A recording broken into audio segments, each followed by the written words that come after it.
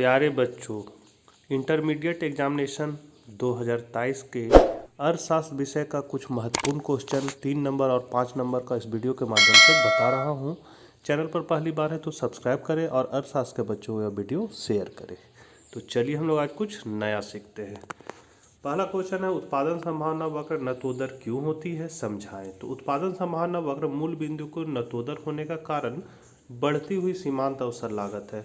उत्पादन संभावना वक्र में दाईं ओर खिसकाव संसाधनों में वृद्धि तथा तकनीकी प्रगति को दर्शाता है। उत्पादन संभावना वक्र बाईं ओर खिसकाव संसाधनों में कमी तथा तकनीकी अवनति को दर्शाता है।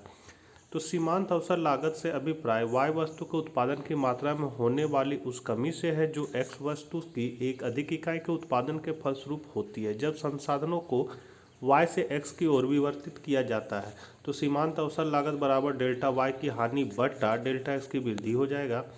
इस प्रकार एक वस्तु के उत्पादन को त्याग कर ही हम दूसरी वस्तु का उत्पादन बढ़ा सकते हैं।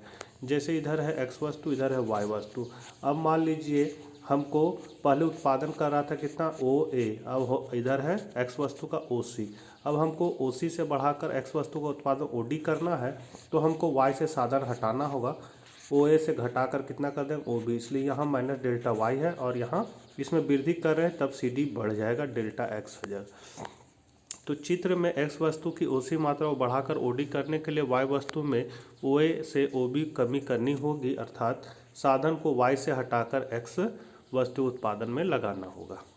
अगला इंपॉर्टेंट क्वेश्चन है, व्यष्टिपरक तथा समष्टिपरक अर्थशास्त्र में अंतर स्पष्ट करें।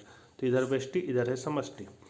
तो व्यष्टि है, इसमें व्यक्तिगत आर्थिक इकाइयों जैसे एक फर्म, एक उपभोक्ता आदि की समस्याओं का अध्ययन किया जाता है, जबकि समष्टि में इसमें पूरी अर्थव्यवस्था को एक इकाई मानकर इसकी आर्थिक समस्याओं का अध्ययन किया जाता है। माइक्रो शब्द ग्रीक शब्द माइक्रोज से बना है, जिसका अर्थ होता है छोटा या सूक्ष्म। अंग्रेजी भाषा का मैक्रो शब्द ग्रीक शब्द मैक्रोज से बना है, जिसका अर्थ होता है विशाल अथवा व्यापक। व्यष्टि का मुख्य उद्देश्य साधनों के सर्वोत्तम बंटवारे से होता है, जबकि समष्टि का मुख्य उद्देश्य संसाधनों के पूर्ण रोजगार व विकास से होता है। इसकी मुख्य समस्या कीमत निर्धारण है, इसकी मुख्य समस्या आय व रोजगार निर्धारण है। इसका मुख्य उपकरण मांग व पूर्ति है, इसका मुख्य उपकरण अर्थव्यवस्था की समग्र मांग समग्र पूर्ति है। व्यष्टि अर्थशास्त्र के अवधारणों को समझना सरल होता है, जबकि समष्टि अर्थशास्त्र के अवधारणों को समझने में कठिनाई होती है। व्यष्टि अर्थशास्त्र में आवंटन जरूरी काम होता है, जबकि समष्टि अर्थशास्त्र में आवंटन को स्थिर माना जाता है।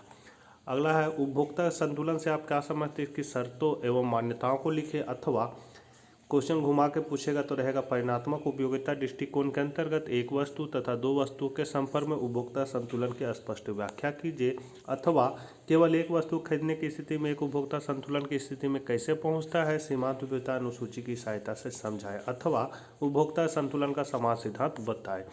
तो मार्शल ने सन 1890 में अपनी पुस्तक प्रिंसिपल ऑफ इकोनॉमिक्स में उपभोक्ता संतुलन की व्याख्या की। एक उपभोक्ता उस समय संतुलन में होता है जब वह अपनी दी हुई आय तथा बाजार कीमतों से विभिन्न वस्तुओं और सेवाओं पर इस ढंग से खर्च करता है कि उसे अधिकतम संतुष्टि प्राप्त हो। मार्शल ने उपभोक्ता संतुलन के लिए दो सिद्धांत का प्रतिपादन किया। पहला है मूल्य बराबर है सीमांत उपयोगिता, मतलब एक वस्तु पर।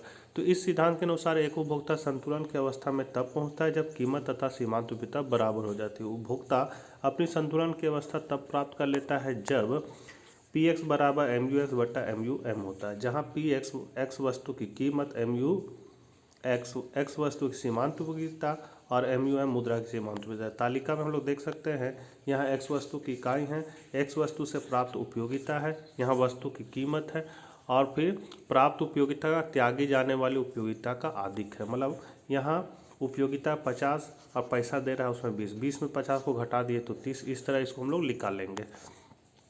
जब उपभोक्ता x वस्तु की 4 इकाइयाँ खरीदता है तो उससे मिलने वाली सीमांत उपयोगिता तथा कीमत के रूप में त्याग की जाने वाली उपयोगिता एक दूसरे के बराबर हो जाती है।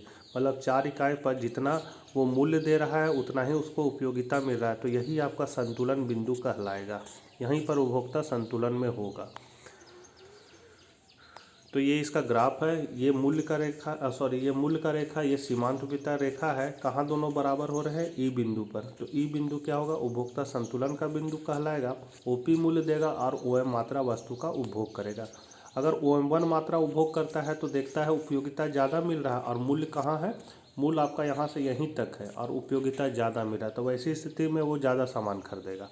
और यदि वो मूल्य देता है M2E2 मूल्य देता है और उपयोगिता इतना ही मिल रहा है, इसका मतलब वो ज़्यादा मूल्य दे रहा है, उपयोगिता उसको कम मिल रहा है, तो वो क्या होगा, पीछे फिर लौट जाएगा। तो हर हाल में संतुलन कहाँ होगा, ई बिंदु पर, जहाँ मूल्य और सीमांत उपयोगिता आपस में बराबर होंगे। तो चित्र में MU मांग अर्थात सीमांत उपयोगिता रेखा है, PP डैश मूल्य की रेखा है, दोनों ई बिंदु पर बराबर है, अतः यह संतुलन बिंदु है जहाँ उपभोक्ता वस्तु के लिए OP मूल्य देगा और OM मात्रा क्रय करेगा। दूसरा इसका नियम है सम सीमांत उपयोगिता नियम दो वस्तु पर। तो मार्शल के अनुसार अगर किसी व्यक्ति के पास कोई वस्तु है जिसे वह विभिन्न प्रयोग में ला सकता है, तो वह उस वस्तु को विभिन्न प्रयोगों के बीच इस प्रकार विभाजित करेगा कि सभी वस्तुओं की सीमांत उपयोगिता समान हो जाए। तो यहाँ इकाई है, मतलब इकाई मतलब उसके पास 5 रुपया है, मान लीजिए x वस्तु की उपयोगिता है, यहाँ y वस्तु की सीमांत। तो इससे मिल रहा 15 उपयोगिता, 12, 10, 8, 6, इससे मिल रहा 15, 11, 8, 7, 5। तो 1 रुपया से दोनों में तुलना करेगा किससे ज़्यादा सीमांत उपयोगिता मिल रहा है, तो इससे 15 मिल रहा है, इससे भी 15 मिल रहा है। अब यहाँ पर क्या होगा, दोनों से बराबर मिल रहा है, तो उसको पसंद कौन है, मान लीजिए x वस्तु पसंद है, तो एक यहाँ जो ब्रैकेट में लिखा है मतलब 1 रुपया से x क्रय कर लेगा। अब है कि दूसरा रुपया से क्या क्रय करेगा, तो इससे 12 मिल रहा है, इससे 15 मिल रहा है, तो दूसरा रुपया से y क्रय करेगा। तीसरा रुपया में 12 और 11 में तुलना करेगा, तो तीसरा से x क्रय कर लेगा।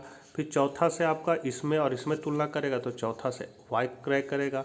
पाँचवा से x क्रय करेगा, पैसा खत्म हो जाएगा, तो उपभोक्ता संतुलन में रहेगा।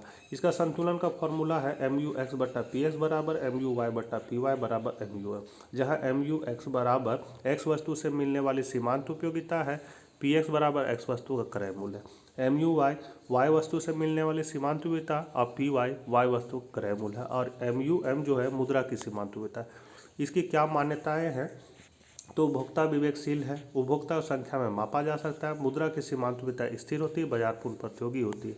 इसका आलोचना किया गया है कि उपयोगिता संख्या में नहीं मापा जा सकता, उपभोक्ता हिसाबी स्वभाव के नहीं होते हैं, मुद्रा की सीमांत उपयोगिता स्थिर नहीं होती है, कुछ टिकाऊ वस्तुएं जैसे भवन जमीन पर सीमांत उपयोगिता गणना करना कठिन होता है। अगला इंपॉर्टेंट क्वेश्चन है सीमांत उपयोगिता ह्रास नियम की आलोचनात्मक व्याख्या करें।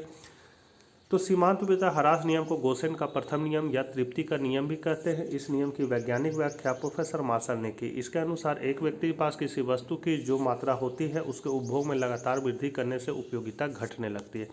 जैसे उपभोक्ता यदि पहला रोटी खाता है तो उसको 4 उपयोगिता मिलेगा, दूसरा रोटी खाएगा तो घट जाएगा, उपयोगिता 3 मिलेगा, तीसरा रोटी खाता है 2 उपयोगिता मिला। उस तरह जैसे जैसे उसका रोटी खाते जाएगा उपयोगिता उसका घटते जाएगा। पेट भर जाने के बाद उसको कोई उपयोगिता नहीं मिला, फिर ज़बरदस्ती अगर कोई इसको खिलाएगा रोटी तो उसे अनुपयोगिता मिलेगा, मतलब माइनस में होने लगेगा। इसी चीज़ को यहाँ ग्राफ में दिखाया गया है। तो जो नीचे की ओर है यहाँ पर देखिए शून्य हो जा रहा है 5 इकाई पर, तो इसी को लेकर बनाया 5 पर शून्य और फिर माइनस में चला गया, तो यहाँ माइनस में ये नीचे की ओर आ गया। तो ये है सीमांत उपयोगिता रेखा। तो चित्र में MU सीमांत उपयोगिता रेखा है जो रोटी की विभिन्न इकाइयों से प्राप्त सीमांत उपयोगिता को बतलाकर सीमांत उपयोगिता ह्रास नियम को स्पष्ट करती है। व्यक्ति को पहली रोटी से 4, दूसरी से 3, तीसरी से 2 तथा चौथी से 1 उपयोगिता मिलती है जो उसकी भूख की पूर्ण संतुष्टि का घोतक है। अतः चित्र यह भी दिखलाता है कि उसे 5वीं रोटी से 0 तथा 6ठी और 7वीं रोटी से क्रमशः -1 और -2 के बराबर ऋणात्मक उपयोगिता मिलती है। इस प्रकार स्पष्ट है कि हर अगली रोटी की इकाई से सीमांत उपयोगिता घटती जाती है। वस्तु की सीमांत उपयोगिता MU के ही आधार पर कोई व्यक्ति किसी वस्तु की कीमत देना चाहता है। अधिक MU पर अधिक कीमत तथा मांग, जबकि कम MU पर MU मतलब सीमांत उपयोगिता पर कम कीमत तथा मांग होती है। चूंकि सीमांत उपयोगिता रेखा ऊपर से नीचे झुकी रहती है, इसलिए मांग की रेखा भी ऊपर से नीचे दाहिनी ओर झुकी रहती है। इसकी मान्यताएं हैं उपभोक्ता विवेकशील है, उपभोक्ता संख्या मापा जा सकता है।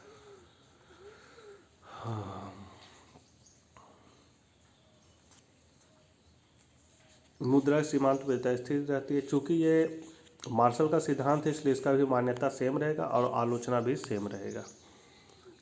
मतलब उपभोक्ता संतुलन में जो समझाए हैं यहाँ पर ये क्वेश्चन में जो ये दोनों का मान्यता और आलोचना सेम है। अब अगला क्वेश्चन है मांग के नियम का विश्लेषण और विस्तार से करें, इसकी सीमाओं का भी उल्लेख करें। देखिए मांग का नियम और उसका सीमा अन्य बातों से समान होने पर यह क्वेश्चन आता है, या फिर मांग की लोच को हम कैसे मापेंगे क्वेश्चन है। दोनों में से एक तो पक्का ही रहेगा ना, तो कभी कभी दोनों ही रहता है, तो दोनों को आप लोग अच्छा से देख लीजिएगा। तो मांग का नियम का विश्लेषण विस्तार में करें, इतना तरीका से आपका क्वेश्चन पूछ सकता है। तो मांग का नियम मूल्य तथा मांग के बीच के विपरीत संबंध को व्यक्त करता है। मार्शल के शब्दों में मांगे गई मात्रा मूल्य में कमी के साथ बढ़ती तथा मूल्य में वृद्धि के साथ घटती है। किसी दिए हुए समय में भिन्न भिन्न मूल्यों पर किसी वस्तु जितनी मांग की जाती है उसकी एक सूची तैयार करें तो उसे मांग की तालिका कहते हैं। ये तालिका दिया है, कीमत 8, मात्रा कितना 2, कीमत जब 6 हो गया तो मात्रा घटकर 3 हो गया, और सॉरी कीमत घटने पर मांग बढ़ता है तो यहाँ बढ़कर 3 हो गया, जब फिर और घट गया मूल्य तो और मात्रा बढ़ गया। इसी को इसके ग्राफ में दिखाए हैं तो हमको डी वक्र प्राप्त हो रहा है जो क्या हो रहा है, नीचे की ओर ऋणात्मक है। इसकी मान्यता का क्या है, या फिर क्वेश्चन में रहेगा अन्य बातों के समान रहने का क्या मतलब है। तो अन्य बातों के समान रहे इस वाक्यांश का अर्थ कुछ मान्यताओं से जिस पर यह नियम आधारित है। पहला, उपभोक्ता क्या स्थिर रहती है। उपभोक्ता रुचि, आदत तथा फैशन में परिवर्तन नहीं आना चाहिए। प्रतिस्थापन वस्तु का उत्पादन नहीं होना चाहिए। दूसरी वस्तु की कीमत में परिवर्तन नहीं होना चाहिए। जनसंख्या में परिवर्तन नहीं होना चाहिए। निम्न कोटि की वस्तु नहीं होनी चाहिए। मांग को प्रभावित या निर्धारित करने वाले तत्व है तो इसको आप लोग देख लीजिएगा। आय में परिवर्तन, दूसरा है मूल्य में परिवर्तन, तीसरा है जनसंख्या में परिवर्तन, जलवायु तथा मौसम में परिवर्तन, अनुमान में परिवर्तन, फिर आय के वितरण में परिवर्तन, आदत, रुचि और फैशन में परिवर्तन, विज्ञापन। इसके अपवाद क्या है कि ये मांग का रेखा क्या होता है, ऊपर से नीचे दाहिनी ओर गिरती है, लेकिन कभी कभी क्या होती है कुछ वस्तु में मांग की रेखा नीचे से ऊपर दाहिनी ओर जाती है। जैसे इसमें आप देख सकते हैं ये घटिया वस्तु में इस तरह के अपवाद हो जाते हैं जिसमें वस्तु का मूल्य घटने से उसका मांग भी घट जाता है और मूल्य बढ़ने पर उसका मांग भी बढ़ता है। उस तरह वस्तुओं को हम लोग गिफेन वस्तु कहते हैं और वो मांग का नियम का अपवाद कहलाता है। चित्र में मांग वक्र नीचे दाहिनी ओर बढ़ती है, मतलब मांग की रेखा ऊपर से नीचे दाहिनी ओर गिरती है, मतलब इस तरह होना चाहिए, लेकिन यहाँ क्या हो रहा है नीचे से ऊपर दाहिनी ओर जा रही है। इसका मतलब इसको हम लोग अपवाद कहेंगे। ऐसा कौन कारण से होता है, तो इसका कारण है भविष्य में किसी वस्तु के ना मिलने की आशंका, बहुमूल्य तथा सामाजिक सम्मान वाली वस्तुएं में, अज्ञानता का कारण, अनिवार्य वस्तु में, आदत की वस्तु में, विशेष अवसर में।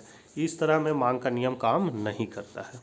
अब है मांग की लोच की परिभाषा दें। मांग की लोच को कैसे मापा जाता है। देखिए मांग का नियम और मांग की लोच दोनों में से एक वो पक्का आता है या दोनों में से दोनों ही आता है, इसलिए दोनों में से एक वो बढ़िया से अच्छा से दोनों ही कर लीजिएगा।